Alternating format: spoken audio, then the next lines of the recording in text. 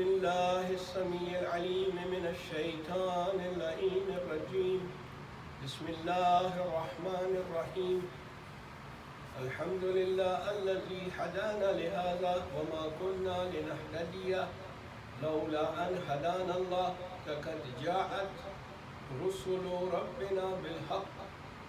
الصلاة والسلام والتحية والإكرام على أشرف الأنبياء والمرسلين حبيب إله العالمين سيدنا ونبينا وحبيب قلوبنا وطبيب نفوسنا وشفيع ذنوبنا ومولانا مولى ثقلين جد الحسن والحسين الذي سمي في السماء بأحمد وفي الأرضين بأبي القاسم محمد. اللهم صل على محمد وآل محمد. واللعنة الدائمة على أعدائهم أجمعين من الآن إلى قيام يوم الدين. أما بعد، قال الإمام الحسين عليه الصلاة والسلام بسم الله الرحمن الرحيم: إني لم أخرج أشرا ولا بطرا ولا مفسدا ولا ظالما، بل إنما خرجت لإصلاح في أمة جدي، أريد أن آمر بالمعروف وأنهى عن المنكر وأسير بسيرة جدي وأبي علي بن أبي طالب صلوات. اللهم صل على محمد وآل محمد. محرم الحرام کے اس پہلے عشرے میں آج ہماری یہ تیسری مجلس ہے. 2 دنوں سے ہم کسی نہ کسی حوالے سے عزاداری امام حسین علیہ السلام کی اہمیت پر بات کر رہے ہیں. آج مقصد امام حسین علیہ السلام پر روشنی ڈالیں گے اور مقصد امام حسین کو ان کے کلام سے، امام حسین کے اپنے کلام سے سمجھنے کی کوشش کریں گے. عزیزان گرامی، اگر کسی کو ایک چیز کا مقصد معلوم نہ ہو اور وہ اس کی طرف جائے، چونکہ مقصد سے نابلد ہے، مقصد اس کو معلوم نہیں ہے، تو وہ اس کو صحیح طریقے سے آخر تک نہیں پہنچا سکتا. ہم بھی زندگی میں اگر کوئی کام کرنا چاہیں اور ہمیں یہ نہیں معلوم کہ ہمارا ہدف، ہمارا مقصد کیا ہے، تو ہم اس کو آخر تک نہیں پہنچا سکتے. ہم امام مظلوم سے بہت محبت کرتے ہیں. تمام جو ہمارے ائمہ اطہار ہیں، اہل البیت علیہ السلام ہیں، ان سے ہماری عقیدت، ان سے ہماری محبت اور ان کا جو رتبہ ہے وہ ہمارے لیے ہمارے ایمان کا حصہ ہے. اور اس میں کوئی شک نہیں کہ جو بھی محبان اہل البیت ہیں وہ اہل البیت سے بہت زیادہ محبت کرتے ہیں.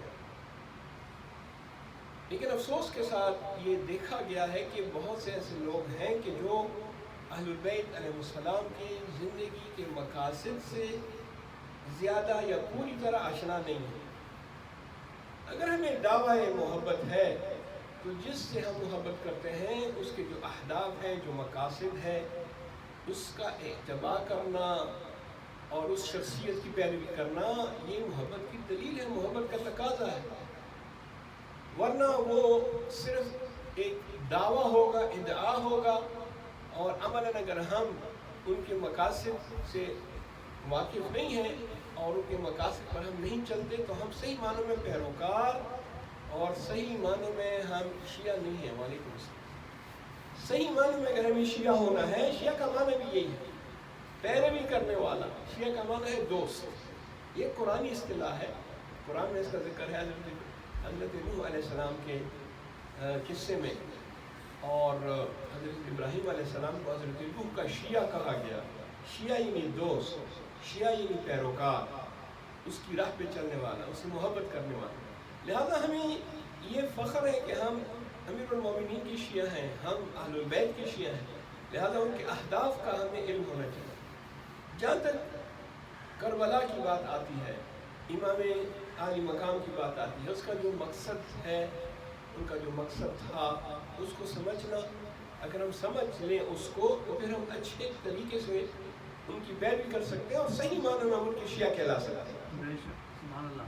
لوگوں نے امام حسین کے مقصد کی مختلف تفسیریں کی ہیں، بعض نے کچھ کہا، بعض نے کچھ کہا، لیکن میرے نزدیک سب سے بہترین طریقہ اگر کسی کے مقصد کو جاننا ہو تو خود ہی اسی شخص سے پوچھا جائے، سبحان اللہ۔ بجائے اس کے کہ میں زید عمر بکر سے پوچھوں یا اپنی رائے کا اظہار کروں کہ امام کا مقصد یہ ہوگا، امام کا مقصد یہ ہونا چاہیے۔ نہیں، بہترین طریقہ یہ ہے کہ جس شخص نے قیام کیا ہے، جس شخص نے یہ قربانی دی ہے، اس سے پوچھا جائے کہ اس قربانی سے آپ کا کیا مقصد تھا، عاشورہ سے آپ کا کیا مقصد تھا، کربلا سے آپ کی کیا مقاصد ہے۔ تو یہ مقاصد ہمیں خود حضرت نے بتائے ہیں۔ ایک خطبے میں جب محمد ابن حنفیہ جو کہ چھوٹے بھائی تھے، انہوں نے کہا کہ آپ کیوں مدینہ چھوڑ رہے ہیں، تو ایک خطبہ دیا اور آپ نے محمد ابن حنفیہ اور باقی سب لوگوں کو اپنے مقصد کی وضاحت کی کہ میں کیوں چھوڑ کے جا رہا ہوں۔ اسی خطبے میں امام علیہ السلام نے جو مقاصد بیان کی ہیں، میں نے اس کو 5 نکات میں خلاصہ کیا ہے جو آپ کی خدمت میں عرض کرنا چاہتا ہوں۔ برائے خوشنودی حضرت امام حسین علیہ السلام بآواز بلند صلوات۔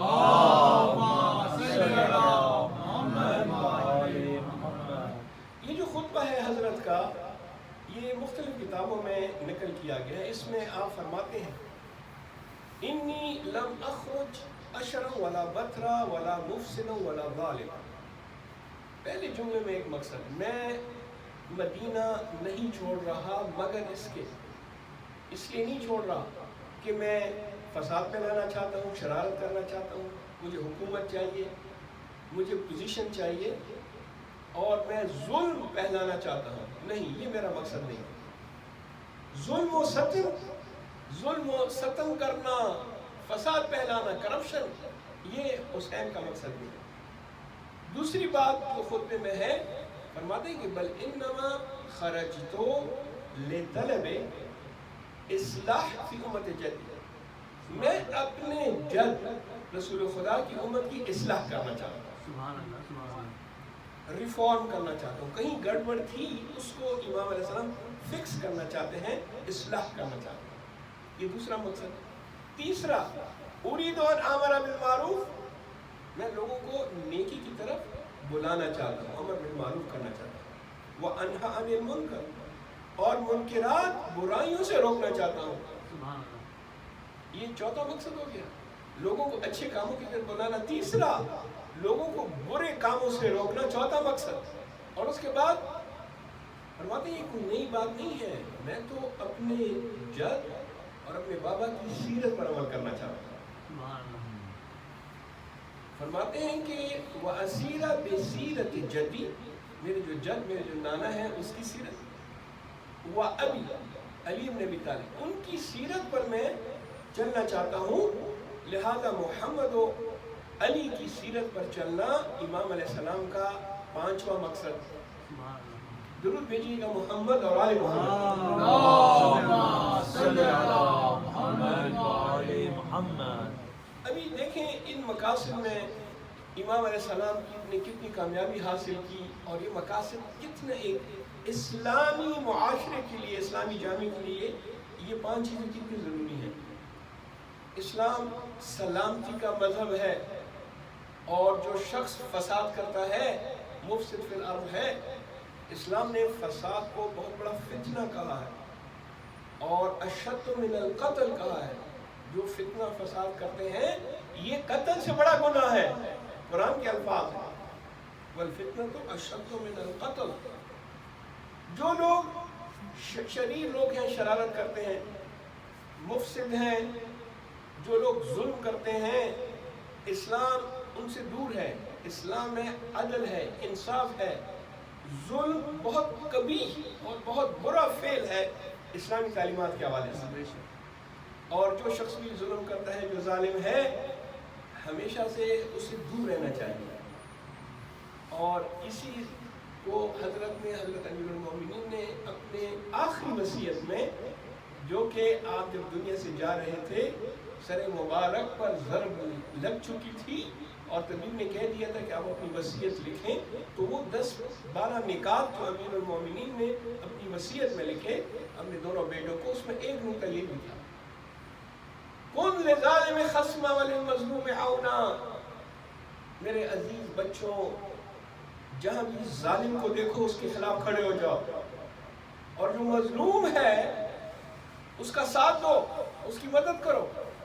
یہ ایک یونیورسل ٹروتھ ہے، یہ ایک ایسی چیز ہے کہ جو اسلام کی تعلیمات کی بنیاد ہے، فاؤنڈیشن ہے۔ امام حسین علیہ السلام فرماتے ہیں کہ ہم سے فساد، ظلم، ستم ہم سے دور ہے، ہم تو وہ لوگ ہیں کہ جو مظلوموں کے ساتھ ہوتے ہیں، ظالموں کے خلاف ہوتے ہیں، اور امام علیہ السلام نے ایسے کیا، ظلم کے خلاف کھڑے ہوئے، اور امام علیہ السلام نے لوگوں کو بھی بلایا کہ میری مدد کرو اس امر میں، اس کام میں۔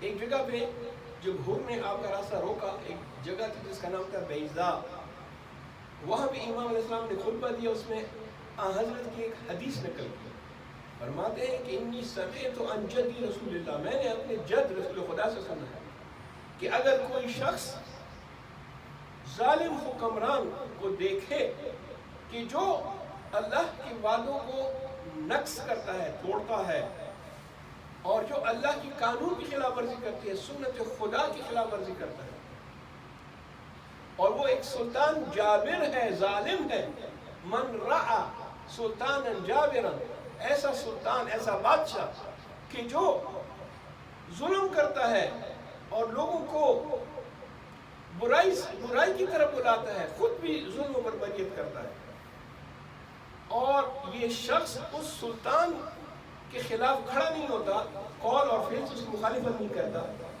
دو چیزیں، قولا و فعلا، زبان کے ذریعے اور عمل کے ذریعے اس کی مخالفت نہیں کرتا، تو اللہ تعالیٰ اس ظالم اور جابر سلطان کو جہاں پھینکے گا، ڈالے گا، اس شخص کو بھی اللہ کو حق ہے کہ اس شخص کو بھی اس کے ساتھ وہیں پہ ڈال دے، وہ جہنم کی جہاں یہ ظالم سلطان جائے گا، یہ شخص جو خاموشی اختیار کرتا ہے یہ بھی اسی کے ساتھ وہیں پہ ڈال دیا جائے گا۔ یہ آپ نے خطبے میں لوگ فرماتے ہیں کہ میں دیکھ رہا ہوں کہ ایک ظالم سلطان ہے جو فساد پھیلا رہا ہے، جو حرام خدا کو حلال کر رہا ہے اور حلال کو حرام کر رہا ہے، لہذا میرا یہ فرض ہے کہ میں اس کے خلاف کھڑا ہو جاؤں۔ یعنی کلمۃ الحق عند سلطان الجائر افضل الجہاد، بہترین اور سب سے بڑا جہاد یہی ہے کہ کوئی شخص ظالم حاکم، ظالم حکمران کے خلاف اس کے مقابلے میں کھڑا ہو کر کلمہ حق بلند کرے، اور اگر وہ خاموشی اختیار کرتا ہے، جو کہ بہت سے لوگ کرتے ہیں، تو عزیزان گرامی اسی واقعہ کربلا نے ہمیں درس دیا ہے کہ جنہوں نے امام حسین کا ساتھ نہیں دیا ان کا انجام کیا ہوا۔ امام حسین جب مدینہ سے جا رہے تھے تو آپ نے سب کو بلایا، سب کو دعوت دی، بہت کم لوگوں نے آپ کی دعوت کو جو ہے استجاب کہا، آپ کی دعوت کو قبول کیا، آپ کے ساتھ ہوئے، اکثریت وہاں رہ گئے۔ امام حسین کی شہادت کے بعد یزید نے جو دوسرا کام کیا شہادت کے بعد، وہ مسلم ابن عقبہ کو اپنے سپہ سالار کو بھیجا کہ جاؤ مدینہ کو لوٹو، کیونکہ 3-4 لوگ ایک گروپ کی صورت میں مدینہ سے گئے شام، تاکہ دیکھیں اس میں عمر ابن حنظلہ بھی تھا، جو کہ مشہور صحابی حنظلہ کا جو ہے بیٹا تھا، عبداللہ ابن حنظلہ، وہ عمر ابن حنظلہ کا بیٹا تھا، مشہور صحابی ہے جو کہ جنگ بدر میں شہید ہوئے، اس کا بیٹا، ایک کچھ اور لوگ وہ گئے، اور جب واپس آئے تو کہا کہ لوگوں سے کہا کہ ہم تو ایک ایسے بادشاہ سے آ رہے ہیں کہ لا دین ہے، اس کا تو کوئی دین ہی ہے، وہ تو اسلام پر ہے ہی نہیں، اسلام کی دین اسلام کے اندر سے کوئی تعلق نہیں، اور ہم اس کی اطاعت ختم کرتے ہیں، اس کی بیعت ختم کرتے ہیں۔ اب اس کے نتیجے میں یزید نے فوج بھیجی جنہوں نے 3 دن تک مدینے کو لوٹا، 10,000 کے قریب صحابی رسول کو قتل کیا، اور وہ خون ایسا بہتا تھا نالیوں میں جس طرح ندی میں پانی بہتا ہے۔ مسجد نبوی کو اسٹیبل کے طور پہ جہاں گھوڑے باندھے جاتے ہیں استعمال کیا، اور بہت سے لوگوں کا قتل عام کیا. اب میں اس کی طرف زیادہ تفصیل میں نہیں جاؤں گا، لیکن وہ نتیجہ تھا کہ ان لوگوں نے امام حسین کا ساتھ نہیں دیا. اگر امام حسین کا ساتھ دیتے تو یہ انجام نہ ہوتا. عزیزان گرامی، امام عالی مقام فرماتے ہیں کہ میرا دوسرا مقصد یہ ہے کہ میں چاہتا ہوں کہ اپنے نانا کی امت کی اصلاح کروں، مسلمانوں کی اصلاح کروں. جب امام نہیں کرے گا تو کون یہ حق رکھتا ہے کہ امت کی اصلاح کرے؟ یہ امام کا حق ہے. پھر امام عالی مقام امام حسین علیہ السلام جو کہ سید شباب اہل الجنہ ہیں، جو کہ رسول فرماتے میں حسین سے ہوں، حسین مجھ سے ہے. یہ امام علیہ السلام اصلاح کے لیے مدینہ سے نکلے. سوال، آخر مسلمانوں میں ایسا کیا ہو گیا تھا کہ امام علیہ السلام کو اصلاح کرنی پڑی اور اتنی بڑی قربانی دینی پڑی؟ اگر آپ تاریخ کا مطالعہ کریں تو یہ جواب آپ کے سامنے آ جائے گا. یہ باپ بیٹا حاکم شام اور اس کا بیٹا یزید، انہوں نے اسلام کا چہرہ مسخ کر دیا تھا. دونوں نے خلافت الہیہ کو ملوکیت، بادشاہ میں تبدیل کر دیا تھا. امیر المومنین پہ سب و شتم کا سلسلہ جاری کیا تھا. اور جو ان کے اقربا تھے، اقربا پروری، جو نزدیکی رشتہ دار تھے، ان کو بڑے بڑے عہدے، ان سے کوئی پوچھ گچھ نہیں. اور بالکل جو اسلامی تعلیمات تھی اس کے بالکل خلاف، اس کے بالکل برعکس. باپ بھی کرتا تھا لیکن وہ چھپ کے کرتا تھا. بیٹا جب آیا تو اس نے کھلم کھلا اعلان پبلک میں گناہ کرنا شروع کیا، اسلام کا مذاق اڑانا شروع کیا. کسی نے ہمارے بڑے معروف و مشہور خطیب گزرے ہیں ہمارے پاکستان کے، اظہر حسن زیدی صاحب مرحوم، اللہ تعالیٰ ان کی قبر کو منور فرمائے اور ان کو جنت الفردوس میں اعلیٰ مقام عطا فرمائے. ان سے کسی نے پوچھا کہ علامہ صاحب یہ بتائیں کہ یزید تو برا تھا، سب جانتے ہیں، مگر یزید کا باپ کیسا تھا؟ یزید تو تھا برا، لیکن معاویہ کے متعلق آپ کا کیا خیال ہے؟ تو علامہ نے ایک جملہ بڑا خوبصورت بیان کیا جس میں اس نے معاویہ کے باپ، معاویہ کی جو ہے پوری ہسٹری بتا. کہتے ہیں کہ یزید تو برا تھا، اس میں کوئی شک نہیں ہے، لیکن معاویہ یزید کا بھی باپ تھا، یعنی یزید سے بھی 2 ہاتھ آگے تھا، لیکن وہ چھپ کر کرتا تھا. اور یہ جب آیا تو اس نے ممبر پر بیٹھ کر اسلام کا مذاق اڑانا شروع کیا اور ممبر رسول پر بیٹھ کر شعر پڑھتا تھا، کفر والے شعر. ایک شعر ہے اس کا، کتابوں میں ملتا، کہتا ہے کہ لعبت بنی ہاشم بالملک فلا خبر جاء ولا وحی نزل. خاک پر دہنم کہتا ہے کہ یہ بنی ہاشم یعنی حضرت نے حکومت حاصل کرنے کے لیے ایک ڈرامہ رچایا تھا. کوئی وحی نہیں آئی تھی، کوئی جبرائیل نہیں آیا تھا، کوئی قرآن نہیں تھا، کوئی احکام شرعی نہیں تھی. یہ تو صرف حکومت حاصل کرنے کے لیے ایک ڈرامہ تھا، ایک کھیل تھا. یعنی اسلام کو، وحی کو وہ کھیل تماشا کہہ رہا ہے. یہ حالات تھے اس شخص کے جو کھلم کھلا فسق فجور کرتا ہو. اور امام نے بھی ایک خطبے میں بتایا کہ یزید کون تھا. وہ یزید شارب الخمر معلن بالفسق قاتل نفس محترمہ. یہ تو یزید وہ ہے کہ جو کھلم کھلا شراب پیتا ہے، کھلم کھلا گناہ کرتا ہے، فسق و فجور کرتا ہے اور بے گناہ لوگوں کو قتل کرتا ہے. اس کا باپ بھی بے گناہ لوگوں کو قتل کرتا تھا. اصحاب امیر المومنین کی فہرست بڑی لمبی ہے جس میں اس کے باپ نے ان کو قتل کیا، ان کو شہید کیا. اور پھر اس کے بعد یہ بھی بتا دیا کہ یہ یزید ہے اور میں کون ہوں؟ میں تو فاطمہ کا بیٹا ہوں. میں تو وہ ہوں کہ جس کے گھر پہ جہاں اسلام کا آغاز ہوا. بنا فتح اللہ، اللہ نے اسلام کا آغاز ہمارے گھر سے کیا. وہ بنا نختم، اور اسلام کا جو اختتام ہوگا وہ بھی ہمارے گھر پر ہی ہوگا. وہ امام کی جو غیبت میں ہیں وہ بھی ہمارے گھر سے ہی ظہور کریں گے، ہمارے گھر کے ہیں وہ. برائے خوشنودی امام زمانہ بآواز بلند صلوات. اللہم صل علی محمد وعلی محمد. اسلام کی ابتدا ہمارے گھر سے ہوئی، اسلام کا اختتام ہمارے گھر پہ ہوگا. ہم کون ہیں؟ انا اہل البیت نبوہ، ہم تو نبوت کے گھر والے ہیں.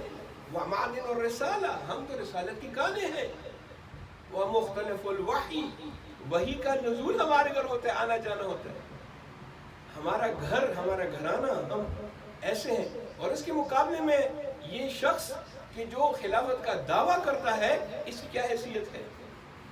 اور اس کے بعد ایک جملہ کہا جو عزیزان گرامی میرے ناقص عقل کے مطابق اسلام کا ایک چارٹر ہے، اسلام کا سلوگن ہے. لیکن ہر ایک مذہب کے سلوگنز ہوتے ہیں نا، شعار ہوتے ہیں.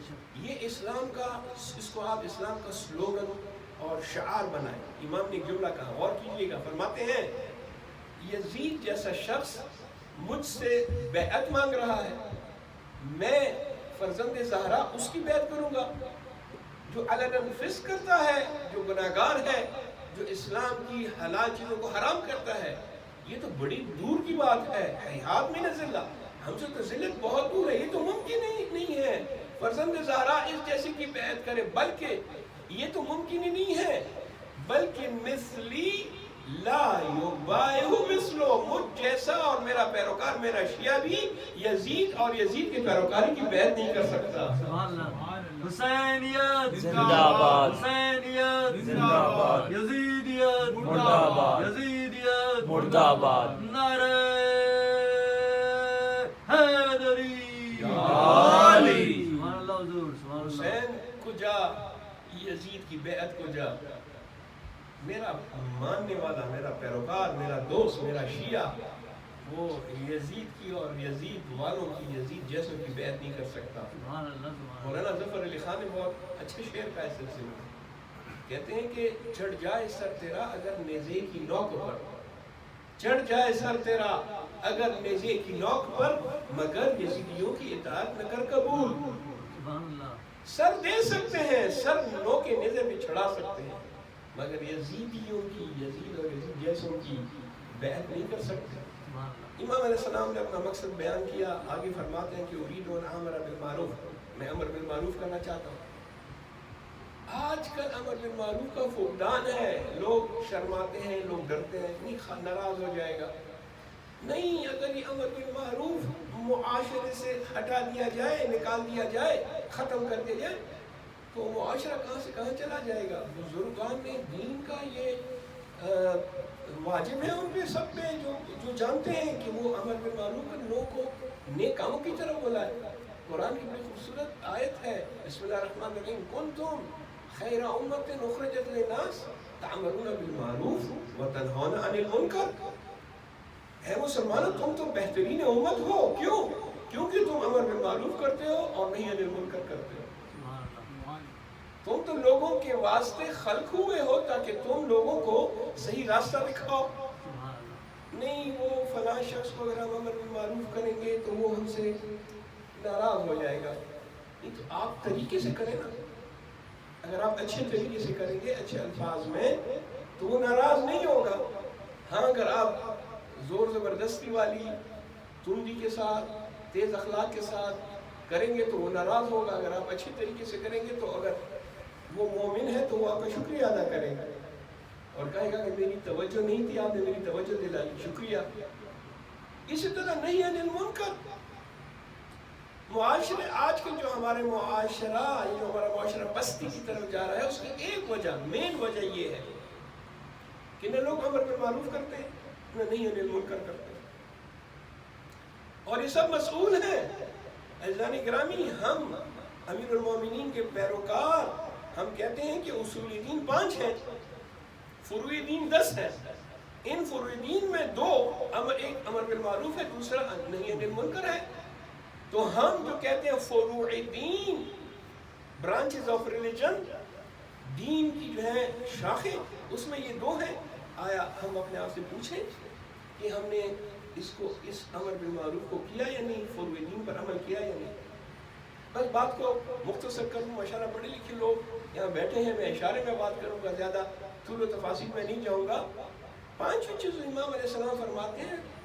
جو 5واں نقطہ ہے اس خطبے میں وہ یہ ہے کہ آپ فرما رہے ہیں کہ میں اپنے جد کی سیرت اور اپنے بابا کی سیرت پر چل رہا ہوں. اگر آج کوئی شخص سیرت रसूल खुदा पर चले, सीरत अमीरुल मोमिनीन पे चले तो वो दुनिया और आखिरत दोनों में कामयाब है। आप देखिए सीरत रसूल खुदा क्या है, कुरान ने क्या फरमाया, लक़द कान लकुम फी रसूलिल्लाह उस्वतुन हसना, तुम्हारे लिए रसूल की ज़िंदगी बेहतरीन नमूना है।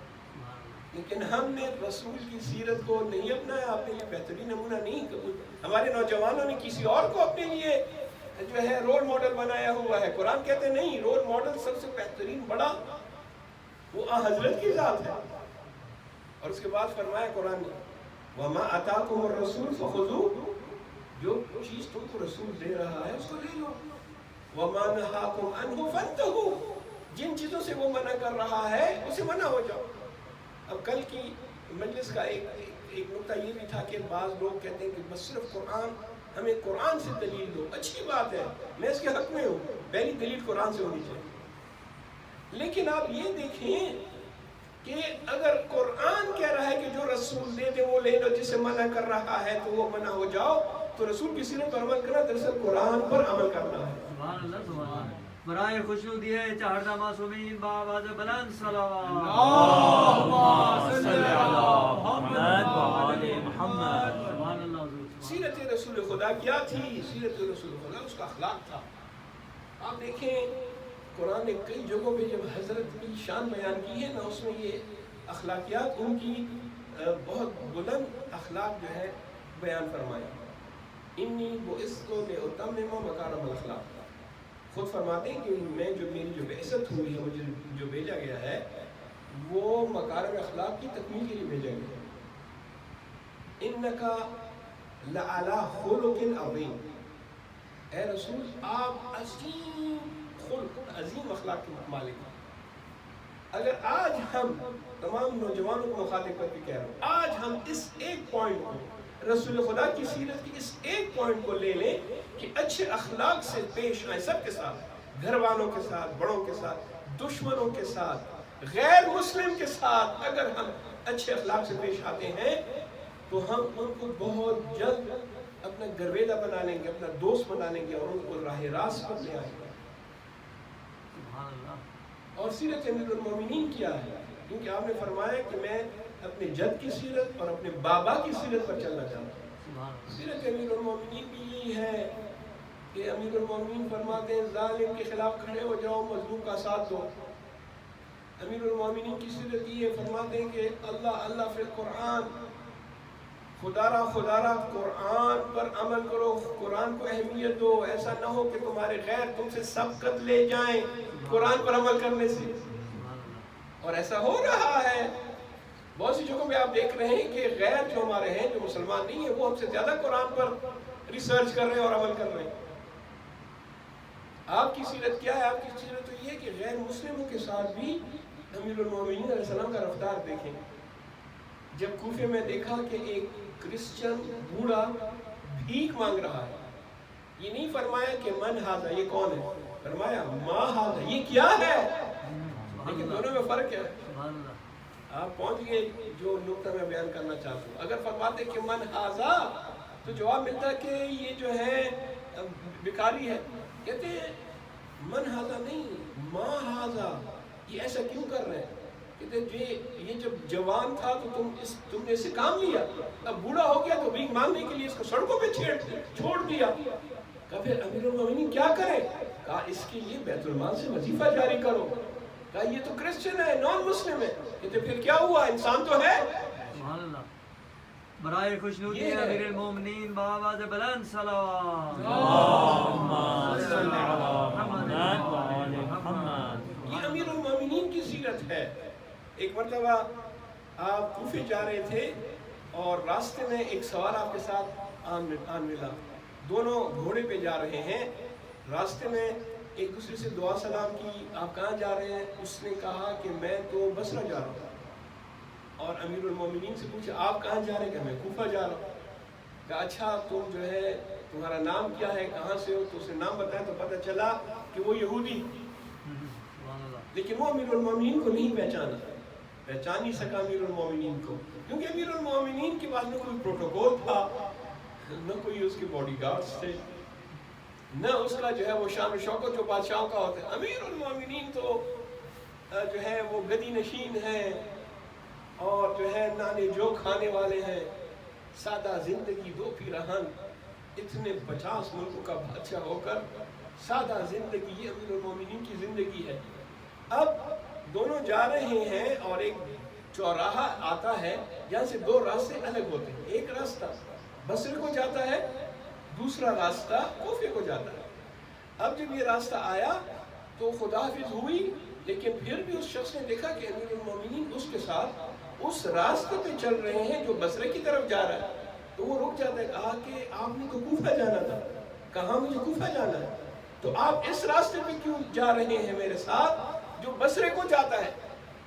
امام نے فرمایا مجھے پتا ہے کہ یہ راستہ بصرے کو جاتا ہے، لیکن چونکہ راستے میں تم میرے ساتھ، تمہاری اور میری مصاحبت ہو گئی، ہم آپس میں دعا سلام کی، تو تمہارا مجھ پر ایک حق بن گیا. کیسا حق؟ کہتے ہیں میرا دین کہتا ہے، میرا اسلام کہتا ہے کہ جو شخص تمہارے ساتھ بیٹھ کر کوئی گفتگو کرے یا تمہارے ساتھ چند لمحے گزارے تو اس کا حق تمہارے اوپر بن جاتا ہے.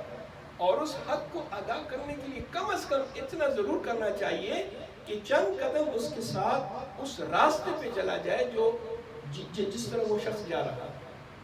اب یہ سننا تھا، وہ شخص پریشان ہو کہ آپ کون ہیں؟ ابھی حضرت نے جواب نہیں دیا تھا کہ ایک اور صاحب وہاں آئے، وہ امیر المومنین کو پہچانتے تھے.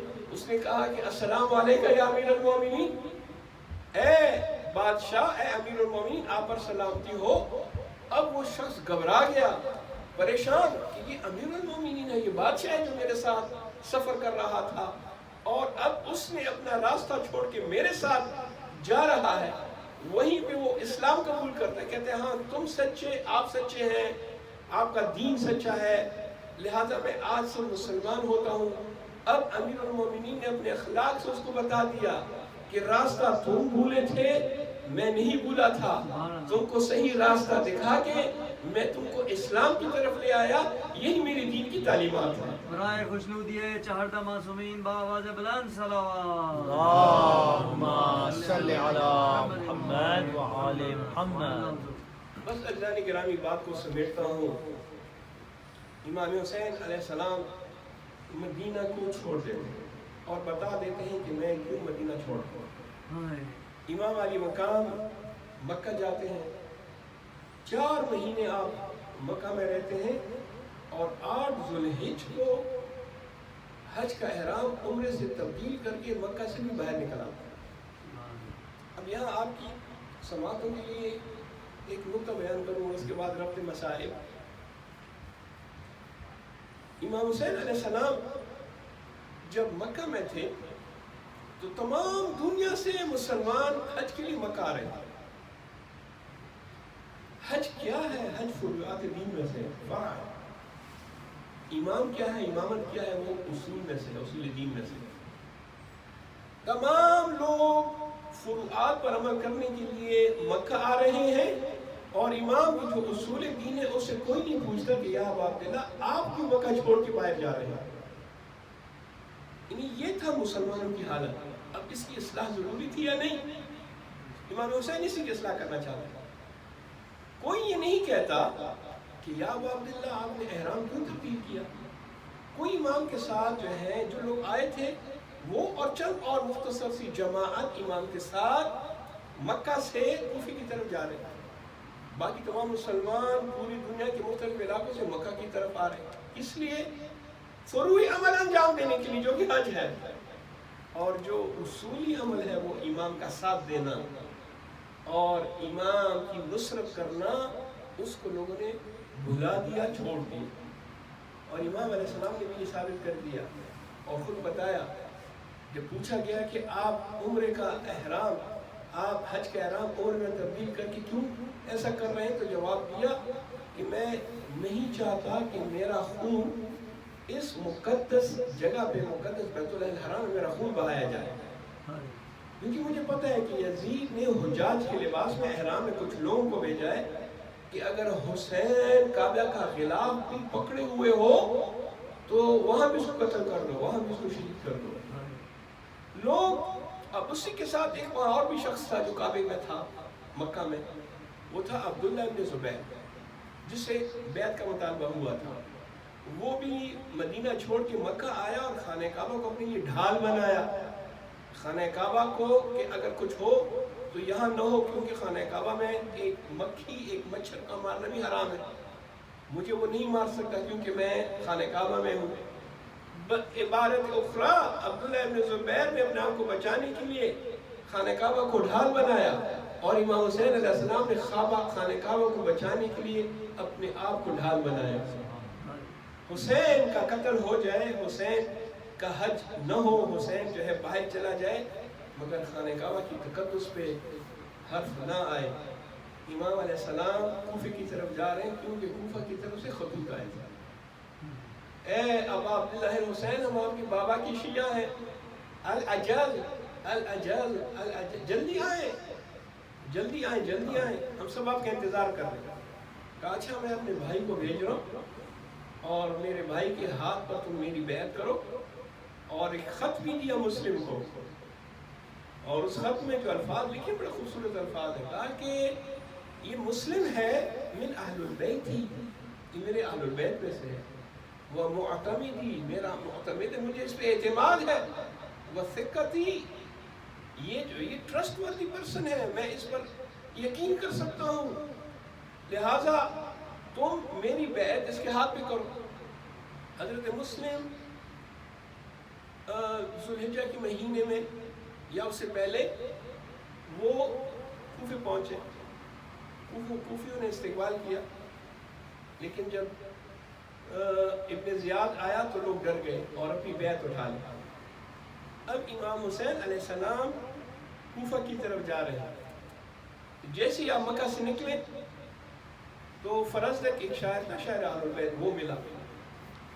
کہاں سے آ رہے ہو فرزدق؟ کہا کہ یا ابا عبداللہ کوفے سے آ رہا ہوں۔ اچھا کوفے کی کیا حالات ہے؟ اب شاعر آدمی تھا، پورے حالات کو ایک جملے میں، ایک شعر کی صورت میں امام علیہ السلام کے آگے رکھتے ہیں۔ کہا کہ یا ابا عبداللہ قلوبہم معک وسیوفہم علیک، کوفہ والوں کے دل آپ کے ساتھ ہیں، آپ کے ساتھ محبت کرتے ہیں، ان کے دل آپ کے ساتھ، لیکن ان کی تلواریں آپ کے خلاف ہیں، ڈرپوک ہیں، ڈرتے ہیں۔ بس امام علیہ السلام کو پتہ چل گیا کہ کوفہ کے حالات کیا ہیں، لیکن چونکہ خطوط آئے تھے ان کا جواب دینا ضروری تھا۔ امام علیہ السلام کوفہ کی طرف جا رہے ہیں۔ حضرت مسلم نے امام حسین علیہ السلام کی بیعت لی، 18,000 لوگوں نے امام حسین کی بیعت کی حضرت مسلم کے ہاتھ پر، مگر جب ظالم آیا ابن زیاد اور اس نے لوگوں کو ڈرایا، دھمکایا، دھمکیاں دیں، تو لوگوں نے اپنی بیعت چھوڑ دی، ڈر گئے۔ اور ایسا وقت آیا کہ جب حضرت مسلم کوفہ کی مسجد میں نماز پڑھا رہے ہیں تو 30 آدمی مغرب کی نماز میں حضرت مسلم کے پیچھے نماز ادا کر رہے ہیں۔ ایک وہ وقت تھا کہ 18,000 لوگوں کی بیعت، اب صرف 30 آدمی، اور وہ بھی جب حضرت مسلم نے، عزیزان گرامی، حضرت مسلم جب نماز ختم کی اور پیچھے مڑ کر دیکھا تو ایک آدمی رہتا تھا، ایک آدمی پیچھے رہ گیا تھا۔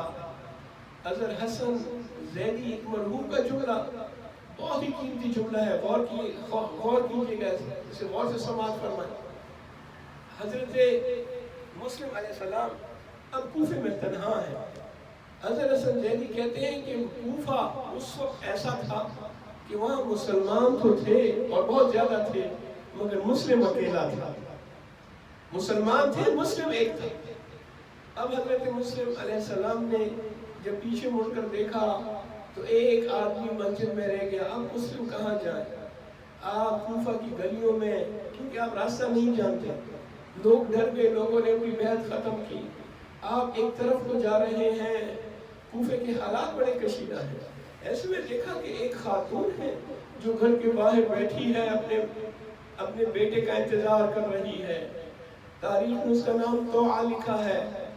مسلم کی شخصیت دیکھیں، جہاں بھی مجلس سے ہو توعا کا ذکر ضرور آتا ہے، اس خاتون کا ذکر ضرور آتا ہے، کیونکہ اس نے مسلم کو پناہ دی اور کہا کہ اے نیک عورت، کیا تم مجھے پانی پلا سکتی ہو؟ خاتون اندر گئی، پانی پلایا، پانی پینے کے بعد مسلم وہاں بیٹھ گئے۔ خاتون کہتی آپ کون ہیں؟ اپنے گھر کیوں نہیں جاتے؟ آپ کو نہیں پتا کوفہ کے حالات بڑے خراب ہیں؟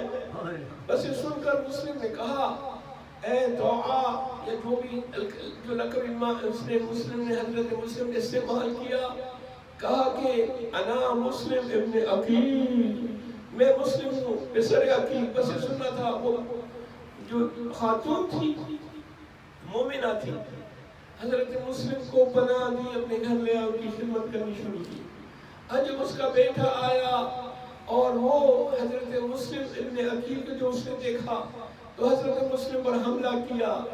ایسے میں اور 500 لوگوں کی فوج آتی ہے، حضرت مسلم کے ساتھ پھر بھی کوئی مقابلہ نہیں کر سکتا، لیکن انہوں نے دھوکے سے حضرت مسلم کو گرفتار کیا۔